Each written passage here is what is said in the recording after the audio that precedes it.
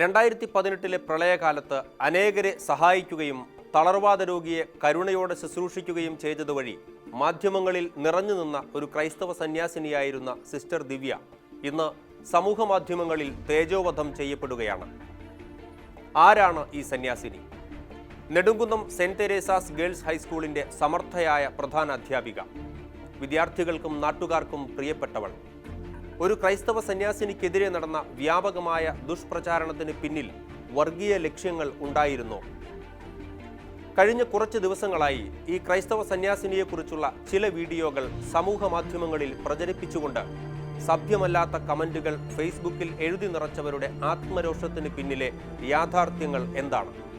Sister ദിവ്യ തൻ്റെ സ്കൂളിലെ കുട്ടികൾക്കാണ് പ്രധാന അധ്യാപിക എന്ന നിലയിൽ ഓണത്തിന്റെ ആശംസകൾ നേർന്നുകൊണ്ട് വീഡിയോ സന്ദേശം അയച്ചത്. ആ വീഡിയോയിൽ അടങ്ങിയ സന്ദേശത്തെക്കുറിച്ച് ജാതിമത ഭേദമന്യേ പലരും വളരെ നല്ല അഭിപ്രായമാണ് സിസ്റ്ററിനോട് പങ്കുവച്ചതും. ഫേസ്ബുക്ക് ഉപയോഗിക്കാത്തതിനാൽ അതേ ചൊല്ലി നടന്ന വിവാദങ്ങളൊന്നും ആദ്യഘട്ടത്തിൽ സിസ്റ്റർ അറിഞ്ഞിരുന്നില്ല. എന്നാൽ പിന്നീടാണ് വീഡിയോയിലെ ചില പരാമർശങ്ങളെ ചൊല്ലി ചിലർ വലിയ വിവാദം സൃഷ്ടിക്കാൻ ശ്രമിക്കുന്നു എന്ന് സിസ്റ്റർ അറിയാനിടയായത്. തുടർന്ന് ഈ വിഷയം കൂടുതൽ മോശമാകാതിരിക്കാനായി മേലധികാരികളുമായി കൂടിയാലോചിച്ച് മാപ്പ് ചോദിച്ചുകൊണ്ട് ഒരു വീഡിയോ സിസ്റ്റർ സ്കൂളിലെ വാട്സപ്പ് ഗ്രൂപ്പുകളിലേക്ക് പോസ്റ്റ് ചെയ്യുകയുണ്ടായി. ഓണ സന്ദേശമായി ഞാൻ വീഡിയോയിൽ പറഞ്ഞ വാക്കുകളാൽ ആർക്കെങ്കിലും വേദന ഉണ്ടായെങ്കിൽ അങ്ങേയറ്റം ഖേദിക്കുന്നു, മാപ്പ് അപേക്ഷിക്കുന്നു. ഇതായിരുന്നു ആ സന്ദേശത്തിന്റെ ഉള്ളടക്കം. തുടർന്ന് ഒരു പോലീസ് ഉദ്യോഗസ്ഥൻ ആണെന്ന് സ്വയം പരിചയപ്പെടുത്തി യൂണിഫോമിലല്ലാത്ത ഒരാൾ എത്തുകയും കറുകച്ചാൽ പോലീസ് സ്റ്റേഷൻ വരെ വരണം എന്ന് സിസ്റ്ററിനെ അറിയിക്കുകയും ചെയ്തു. ഓണത്തിന് നിങ്ങൾ യേശുവിന്റെ സുവിശേഷമാണോ കുട്ടികളോട് ആശംസിക്കുന്നത് എന്നും ആ പോലീസ് ഉദ്യോഗസ്ഥൻ സിസ്റ്റർ ദിവ്യയോട് ചോദിച്ചു. ഞാൻ എപ്പോഴും കുട്ടികൾക്ക് കൊടുക്കുന്ന സന്ദേശങ്ങളിൽ യേശുവിനെ പറ്റിയുള്ള ഒരു കാര്യമെങ്കിലും പറയാറുണ്ട്, അതുകൊണ്ട് എനിക്കതിൽ പ്രത്യേകിച്ചൊന്നും തോന്നുന്നില്ല എന്നായിരുന്നു സിസ്റ്റർ ദിവ്യയുടെ മറുപടി.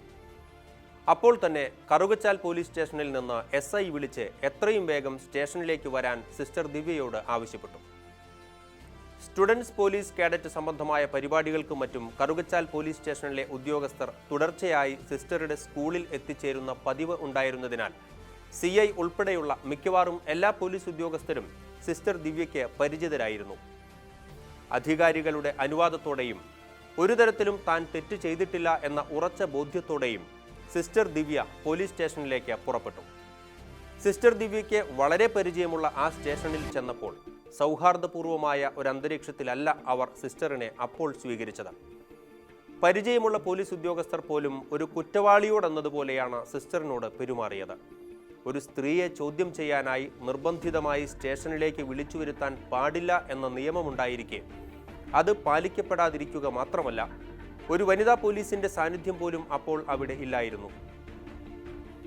മണിക്കൂറുകൾ നീണ്ട ചോദ്യം ചെയ്യലിൽ ഭയത്തിന്റെ നിഴൽ പോലും കണ്ണുകളിൽ പ്രതിഫലിപ്പിക്കാതെ വളരെ ശാന്തമായി സിസ്റ്റർ ചോദ്യങ്ങൾക്ക് മറുപടി നൽകിയത് അവിടെയുള്ളവരെ അതിശയിപ്പിച്ചു എന്നതാണ് യാഥാർത്ഥ്യം. സിസ്റ്ററിന് പരാതിയുടെ പകർപ്പ് നൽകുകയോ പരാതി വാസ്തവത്തിൽ എന്താണെന്ന് പറയുക പോലുമോ ചെയ്യാതെയായിരുന്നു സിസ്റ്ററിനെ അവർ ചോദ്യം ചെയ്തത്. സുവിശേഷം പ്രസംഗിക്കുകയാണോ സ്കൂളിൽ എന്ന മുനവെച്ചുള്ള ചോദ്യത്തിന് ചങ്കുറപ്പോടെ തന്നെ സിസ്റ്റർ ദിവ്യ ഇങ്ങനെ പറഞ്ഞു: ജീവൻ ത്യജിക്കേണ്ടി വന്നാൽ പോലും എവിടെ വേണമെങ്കിലും യേശുവിന്റെ സുവിശേഷം പ്രസംഗിക്കാൻ എനിക്ക് മടിയില്ല.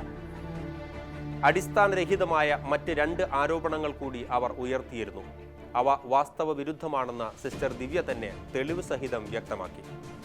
എങ്കിലും ആരുടെയോ നിർബന്ധത്തിന് വഴങ്ങി പ്രവർത്തിക്കുന്ന വിധമാണ് പോലീസ് ഉദ്യോഗസ്ഥർ സിസ്റ്ററിനോട് പെരുമാറിയത്. സിസ്റ്റർ ദിവ്യ വാമനനെ നിന്ദിച്ചു എന്ന ആരോപണം ഉന്നയിച്ചവരോട് തന്റെ ഭാഗം വിശദീകരിച്ച സിസ്റ്റർ, ഞാൻ ഇറക്കിയ വീഡിയോ മൂലം നിങ്ങൾക്ക് വേദനിച്ചുവെങ്കിൽ ഞാൻ നിങ്ങളോട് ക്ഷമ ചോദിക്കുന്നു എന്ന് പറയുവാനുള്ള എളിമയും കാണിച്ചു എന്നതാണ് സത്യം. എന്നിട്ടും തൃപ്തരാകാത്ത അവർ ഒരു പേപ്പറിൽ മാപ്പ് എഴുതിത്തരണമെന്ന ആവശ്യമുയർത്തി സിസ്റ്ററിനെതിരെ പ്രതിഷേധിച്ചു. സിസ്റ്റർ ദിവ്യ സ്കൂളിലെ കുട്ടികൾക്ക് വേണ്ടി മാപ്പ് പറയുന്ന വീഡിയോയിൽ സിസ്റ്ററിന്റെ മുഖം വ്യക്തമല്ല എന്നതായിരുന്നു വീണ്ടും മാപ്പ് എഴുതി കൊടുക്കണം എന്ന് നിർബന്ധിച്ചതിനെ അവർ പറഞ്ഞ ന്യായീകരണം. പരാതിക്കാരും പ്രശ്നം പരിഹരിക്കാമെന്ന് പറഞ്ഞ് വിളിപ്പിച്ച പോലീസുകാരും ഒറ്റക്കെട്ടാണെന്ന് മനസ്സിലാക്കിയ സിസ്റ്റർ ദിവ്യയ്ക്ക് അവരുടെ ആ നിർബന്ധത്തിന് വഴങ്ങുക എന്നത് മാത്രമായിരുന്നു മുൻപിലുള്ള ഏക വഴി. തുടർന്ന് പരാതിക്കാരുടെ നിർബന്ധത്തിന് വഴങ്ങി സിസ്റ്റർ ദിവ്യ ഇങ്ങനെ കുറിച്ചു: ഞാൻ ഓണാഘോഷത്തിൻ്റെ ഭാഗമായി എൻ്റെ സ്റ്റുഡൻസിന് സെൻഡ് ചെയ്ത വീഡിയോയിൽ വാമനമൂർത്തിയെ സംബന്ധിച്ച് പരാമർശിച്ചത് എൻ്റെ അറിവില്ലായ്മ കൊണ്ട് മാത്രമാണെന്ന് ഞാൻ സമ്മതിക്കുന്നു. ഇതിൻ്റെ ഫലമായി ഹിന്ദു സമൂഹത്തിനുണ്ടായ മനോവേദന ഞാൻ മനസ്സിലാക്കിക്കൊണ്ട് എല്ലാവരോടും മാപ്പ് ചോദിക്കുന്നു. മാപ്പ് എഴുതിക്കൊടുത്തു കഴിഞ്ഞപ്പോൾ പരാതിക്കാരുടെ അടുത്ത ആവശ്യം അതൊരു വീഡിയോ ആക്കണം എന്നതായിരുന്നു. കന്യാസ്ത്രീ മാപ്പ് പറയുന്ന വീഡിയോ സോഷ്യൽ മീഡിയയിൽ ആഘോഷിക്കണം എന്നതായിരുന്നു അവരുടെ തീരുമാനമെന്ന് പിന്നീടാണ് മനസ്സിലായത്. പോലീസ് ഉദ്യോഗസ്ഥരും പരാതിക്കാർക്കൊപ്പം നിലകൊണ്ടതിനാൽ അവരുടെ ആ ആവശ്യവും സിസ്റ്റർ ദിവ്യയ്ക്ക് അംഗീകരിക്കേണ്ടി വന്നു.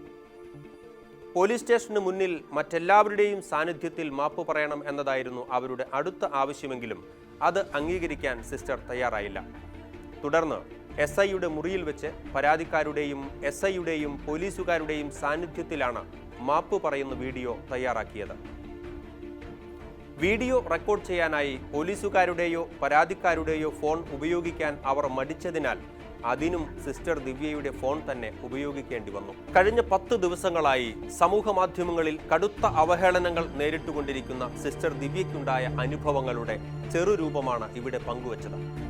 താൻ പറഞ്ഞതിലോ ചെയ്തതിലോ ഏതെങ്കിലും വിധത്തിലുള്ള വീഴ്ചകൾ ഉണ്ടെന്ന് കരുതുന്നില്ലെങ്കിലും ആർക്കെങ്കിലും തൻ്റെ വാക്കുകൾ വേദന ഉളവാക്കിയിട്ടുണ്ടെങ്കിൽ നിരുപാധികം മാപ്പപേക്ഷിക്കുകയായിരുന്നു സിസ്റ്റർ ദിവ്യ മാപ്പ് പറയുന്ന വീഡിയോയിലൂടെ.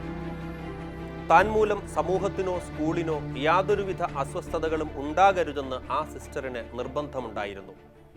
എന്നാൽ ആ നന്മ തിരിച്ചറിയാൻ പോലീസ് ഉദ്യോഗസ്ഥർക്കോ പരാതിക്കാർക്കോ പൊതുസമൂഹത്തിലെ ഒരു വിഭാഗത്തിനോ ഇനിയും കഴിഞ്ഞിട്ടില്ല എന്നതാണ് ഏറെ വേദനാജനകം. പോലീസ് ഉദ്യോഗസ്ഥരുടെയും മറ്റ് ഉത്തരവാദപ്പെട്ടവരുടെയും ഭാഗത്തുനിന്ന് ഇക്കാര്യത്തിലുണ്ടായ വീഴ്ചയിലും പ്രത്യേകിച്ച് സ്ത്രീ എന്ന പരിഗണന പോലും നൽകാതിരുന്നതിലും പൊതുസമൂഹത്തിലും പ്രത്യേകിച്ച് ക്രൈസ്തവ സമൂഹത്തിലും കടുത്ത പ്രതിഷേധം ശക്തമാവുകയാണ്.